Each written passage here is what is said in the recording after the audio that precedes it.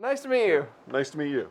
This is a really cool experience. I mean, coming out to see both the bears. So, I guess my first question is really, what's the difference between a brown bear and a black bear? A brown bear is much larger than a black bear. They also inhabit just slightly different regions. Right. As we see in the Disney movie, they're up in the alpine region, capable of digging burrows up in the rocky substrate. And the black bears are more forest. What you see behind you is actually a grizzly bear and a brown bear. So we have Samson, who's about 900 pounds at this time of year, and pre-winter he's about 1,200 pounds. Wow. And he is a grizzly bear, so his coat's a little more grizzled. And Shinte, our smaller bear, she is actually a brown bear, very much like Sky in the movie. And so they get along okay? They're not like, competing or anything? Well, they have a healthy respect for one another. Right. Shinte will obviously get out of Samson's way when he wants her treat, which we just put in there, and she will avoid him. Right. Yeah. And so what's the most interesting thing that you think people should know about a brown bear? Because, I think this movie really shows a lot more of them than, we get to see very often. Oh, I think the challenges that they face and their whole life cycle. Right. I mean, look at that footage at the very beginning of the movie in which the cubs... I was almost speechless, wondering how they could obtain that footage.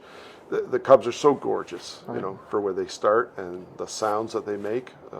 I think it's incredible. And really, one of the few single moms of well, there's lots, but in North America, very few single moms in the animal kingdom, I would say. Is that true?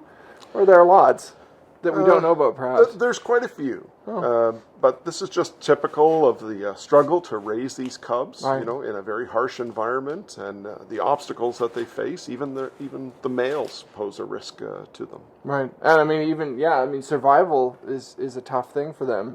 Which we kind of see in the movie, them trying to get through even just finding food.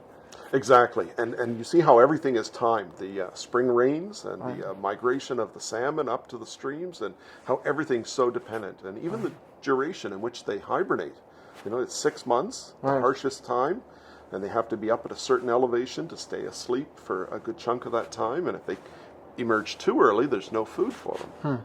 So, that raises the question of environmental concerns. Obviously any movie like this, you kind of go in with a certain environmental respect. What's your take on all that? What do people need to think about?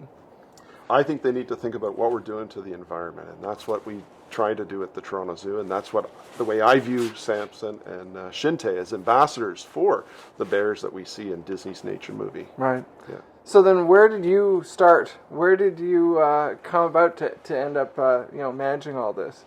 Well, it's funny. I started reflecting, actually leaving the theater after watching the movie, and I remembered back to being just a very young child, watching Wonderful World of Walt Disney, and I didn't put two and two together at the beginning, and thinking that we used to love watching those shows, and it was great exposure to wildlife and the interactions of animals and that. And now here I am 24 years later, reflecting back, going, wow, what a circle of things. What do you want people to walk out of the theater taking away from all this? Is there something that you think is really important? Obviously conservation, but is there some other message you think this says? No, I think conservation is the biggest thing. What can we do to help save these animals and keep them around? Right. We all shouldn't go venturing out into the wild to watch them. It's obviously not the safest aspect, but you can certainly either watch the movie, you can come down to the zoo, become engaged and think about how we can help turn their environment around. Do you have some other favorites? Obviously bears is a big focus here, but do you have other favorites amongst the northern animals? I love almost all the animals. This is an incredible opportunity. I work with an incredible array of animals, all the way from invertebrates up to the large carnivores. Right. Well, we see some other nice examples in the movie too, like the birds, the wolves. I thought the wolf is quite interesting as well. Definitely, I thought that was incredible on how silent and how willing they are to scheming to gauge the opportunities, and I see that in our wolves.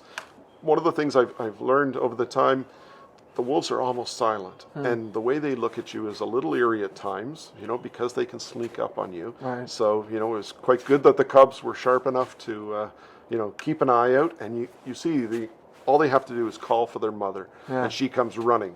So the urge of eating and catching the salmon is outweighed by the cry of her cubs and protecting them. Well, thank you very much. Pleasure. Well, thank you. Nice to see the animals as well out and about. Well, I'm glad you came to the zoo. Thanks a lot.